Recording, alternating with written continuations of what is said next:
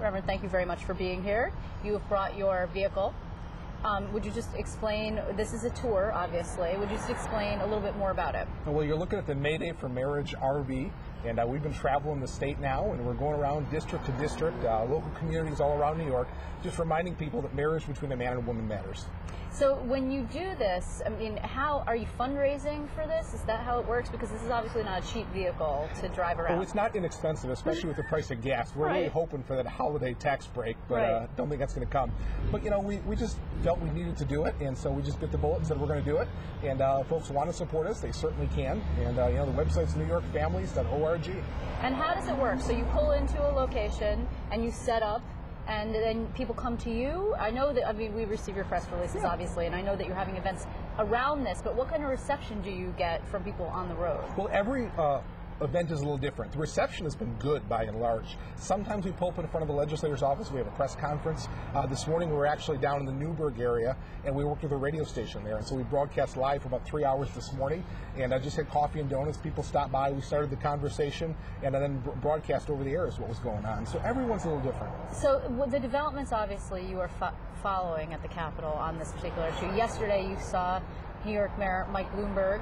He has the ability to put $100,000 of his own money into a campaign. He put $900,000 of his own money into the Senate Republicans' campaign committees. I mean, how do you combat that? You can't really combat that with cash. It's not cash for cash. No, it's not. But, you know, Mayor Bloomberg can't buy an election upstate. And so that's something important to remember. When you're an upstate Republican, probably the last thing you want is a downstate liberal mayor supporting you. And so, you know, for every $1 million invested in this, then we'd like to see 1 million voters to come back and say, marriage still matters. There has been arguments now, you're seeing them come out of, for example, Senator Greg Ball. He's in the Hudson Valley area. Yep, just down there this morning. He has said that he is officially undecided. Now, he suggested that maybe if there were safeguards put in that made him feel like religious institutions were protected, that he would be more likely to vote yes. Those kind of arguments, I mean, does that change the calculus for you if in fact there were words in the bill that said specifically adoption agencies or other entities that might be involved in somehow impacted will be protected? Well, quite frankly, no amount of amendments to this bill would make it palatable to us. We don't think that's a good bill from the basis of you know, bringing together two same-sex individuals as opposed to a man and a woman. But the bottom line is that no number and no amount of amendments is going to make this something that even the homosexual community would want. And so if part of the gay lesbian community is not going to accept that, it's really a moot point. So you're talking about there's been a pushback by advocates who are in favor of this effort. Who say civil unions is not sufficient. Is that what you're talking? That's what you're talking about? Personally, I don't support civil unions either. We think civil unions are counterfeit marriage. It's just a stepping stone for the courts to then have to issue same-sex marriage by judicial decree. If anything, and I don't think the legislature really has an authority over this, but at the very least, it ought to be a vote of the people. Okay, which would be a referendum, and we don't have an issue of a referendum. Well, the legislature could allow it, and if the legislature wanted to bring out and allow it to come up to a people's vote, they certainly could do that. The people's initiative process is where we're lacking. It has to start with the legislature. So here's the thing that I don't understand. What would be the problem if two people are involved with each other and giving them rights? Not even setting aside the marriage issue, which I understand is an ideological and religious conviction. So it's difficult to actually have a person defend a conviction. I understand that. But in terms of giving a person rights with someone who they've been with for 20 years, for example, not calling it marriage, what's the issue with that? Well, a couple of things. One is it's an entitlement argument.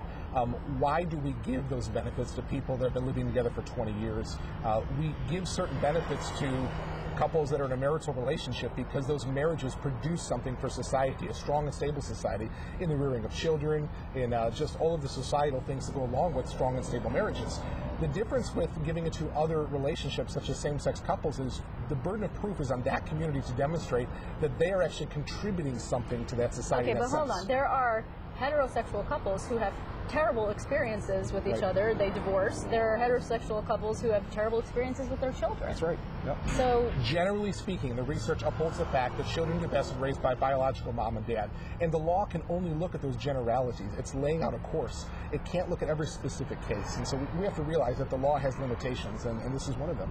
When you go around the state, I mean, are you affiliated at this point with the National Organization for Marriage? We're not affiliated with them. You know, certainly I have conversations with the National Organization Association for Marriage, the Catholic Conference, other organizations that are working with us on this issue, but we're not affiliated with them. Because they have money, actually, and they are at this point advertising, and they are actually threatening. I mean, they're putting up $1 million. They're threatening to put up primaries against Republicans who might vote yes if in fact this bill ever came to the floor.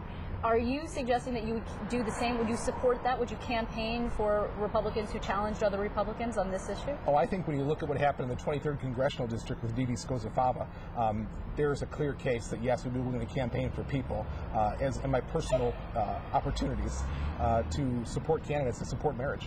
Do you think that it actually should come to the floor then? I mean, I understand that there are, at this point, the governor even says, you know, I don't want to see it again go to the floor and have it die, because it actually put the brakes on this effort from 2009. We're just now trying to get to a point where we actually might see it again. Do you believe that it should come up? I don't think it should come to the floor of the legislature, simply because I don't think the legislature has the authority over this.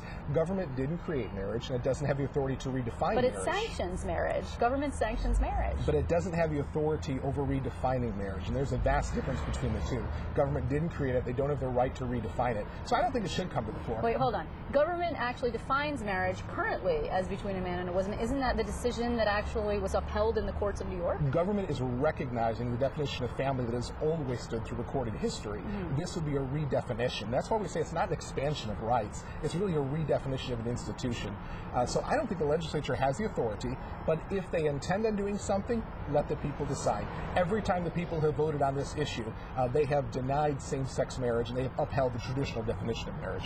This tour, just in closing, I mean, did you do this specifically to counter the governor going around the state for the People First tour? Because, of course, his top 3 priorities include the legalization of gay marriage. Is that what this is all about? We did not. I'd love to take credit for it. We did not specifically do this. This was in the works ahead of time, but sometimes God has a way of working in mysterious ways. Yeah, a little bit of a preordained effort there. Okay. I want to thank you very much for bringing this to us, to our parking lot, because it's important for people to see what's going on both sides. I appreciate your time. Thank you. Thank you.